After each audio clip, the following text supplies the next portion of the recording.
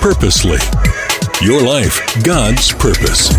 Listen at onpurposely.com.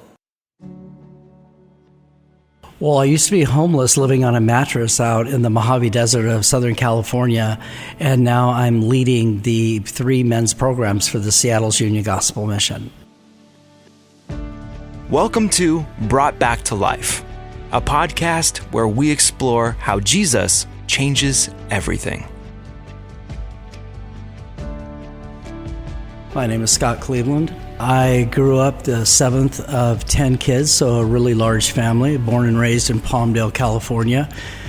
And somewhere along the line, my brother and I were out in the Mohave Desert riding a motorcycle, and something really cool happened that day. My brother taught me how to ride a motorcycle, and it became a real love for motorcycles in general, but more importantly, a real bond between my brother and myself. My brother is a Vietnam veteran, and he went off to fight in the Vietnam conflict, and I stayed home because I had my own battles to fight right here in my hometown. My brother and I were using drugs and alcohol in the Mohave Desert and became really strung out on drugs and alcohol, and that led to homelessness, and eventually my brother ended up in the High Desert Hospital, and his body had gone septic from the drugs that he was using. And my brother, I remember the doctors were telling us later that that Bobby had actually gone into the hospital and turned septic. And so during that time, both Bob and I ended up in the hospital, small hospital in the Mohave Desert, and started getting some help through the hospital out there. Yeah, I think our lowest point was when I woke up in the hospital. My brother was in a what they call a drug-induced coma, and I had some surgery that was done on my right leg because of such a big abscess.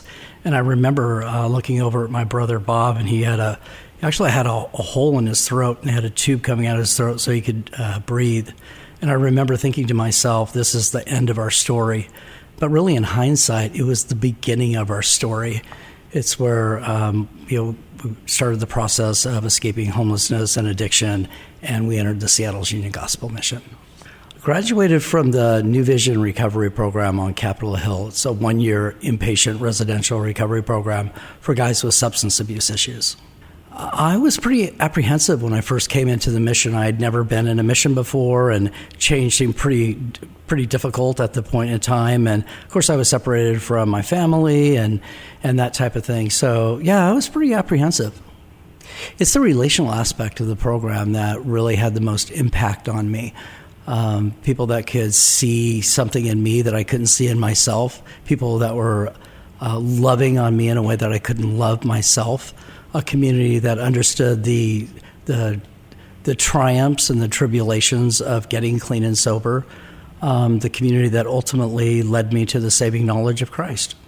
Well, clearly I don't use drugs and alcohol anymore. It's been 24 years. I actually celebrate my 24th year sobriety date this month, so that's pretty exciting. I'm married. I have 4 children. We own our own home, and I'm the vice president of the men's program for the Seattle's Union Gospel Mission. So what a lovely way to give back to the program that gave so generously to me. Well, that I even have a future is pretty amazing.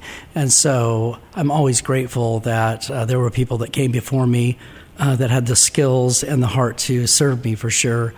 But I think what I'm really hopeful for is the mission is just always getting better, and I get to be a part of that process and some of the strategic planning. And so our hope is that we can serve more people and that more people will come to the saving knowledge of Jesus Christ. I'm the vice president of program for the Seattle's Union Gospel Mission, so I actually oversee all 3 of our men's programs. Well, if you need help, all you have to do is call 206-501-HELP, which is great. But if you want to be a volunteer, you can just go to our website, ugm.org, and sign up for a volunteer opportunity.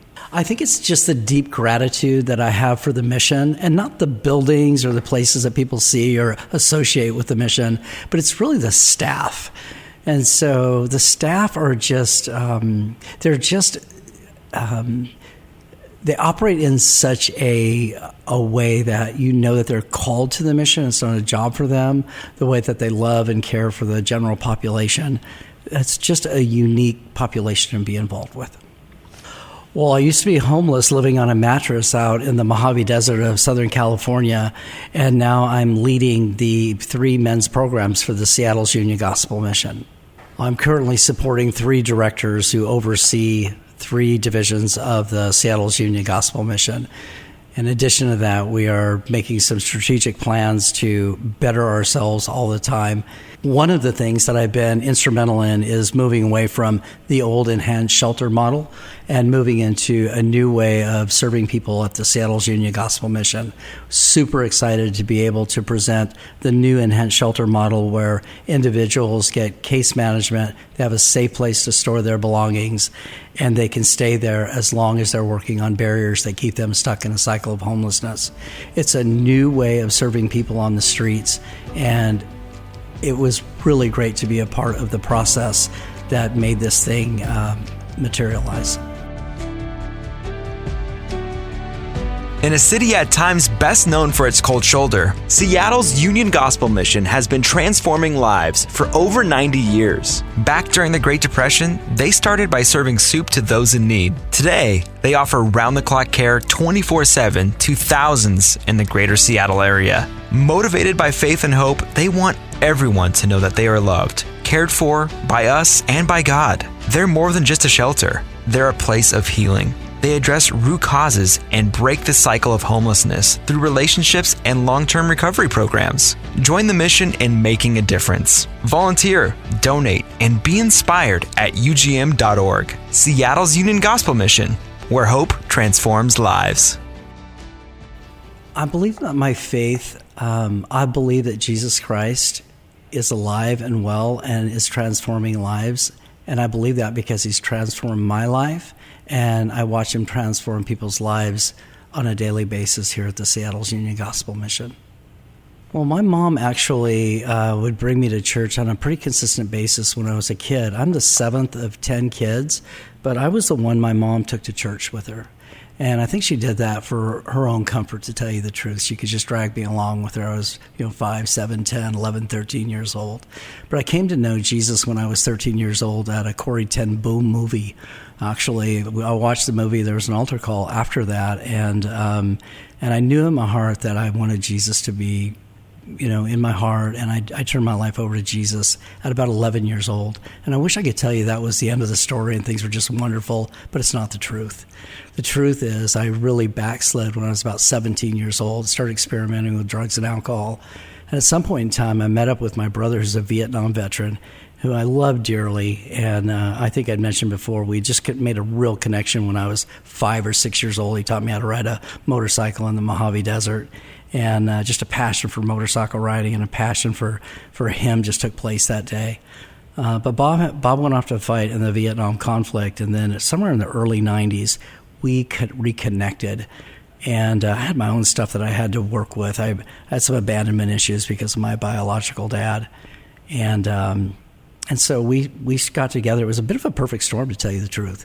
And we started using drugs and alcohol. And, the interesting thing about marijuana, alcohol, heroin, cocaine has a beginning and a middle and an end. And the beginning is experimentation, and the middle is loss of control, and the end is death.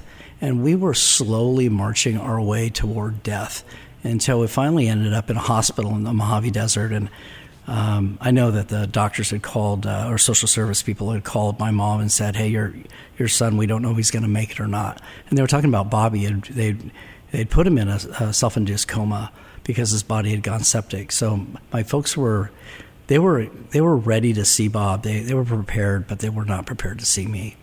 And I had a very large abscess on my hip. And so my mom made arrangements where I could get into the hospital pretty quick there, and they lanced that.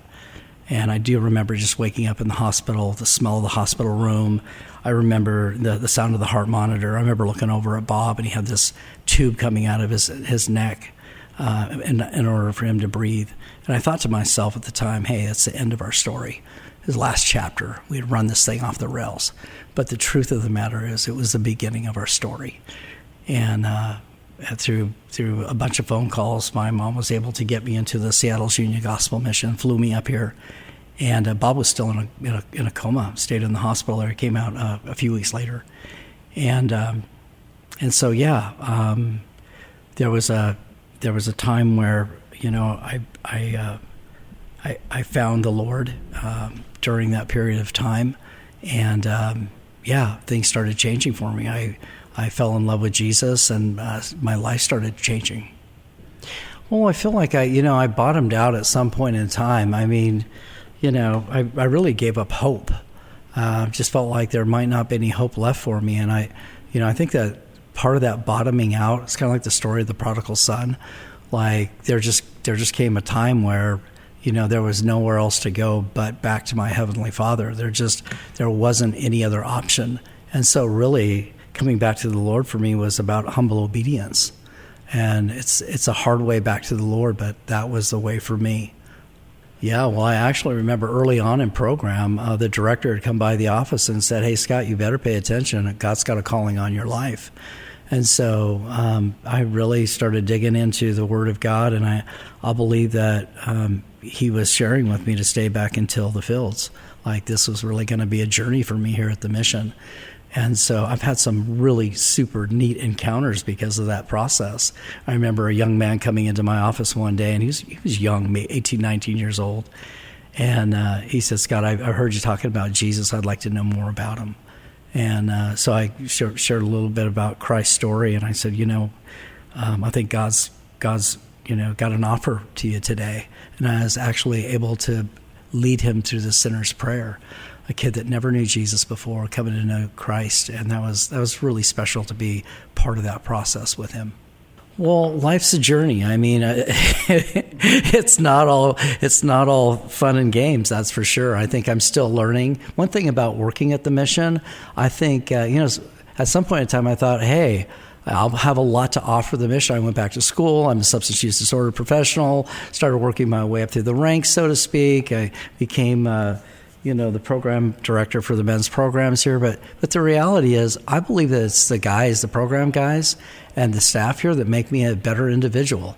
Like, it's not just what I'm bringing to the plate. It's actually, the guests are making me a better person as well. I feel like we're on a transformational process with one another. Well, my family, my wife works for a nonprofit organization as well.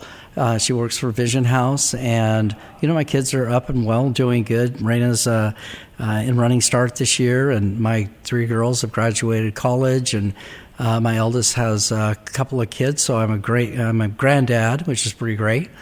Our family's doing well, all in good health, and we live in Auburn and are enjoying the Auburn community.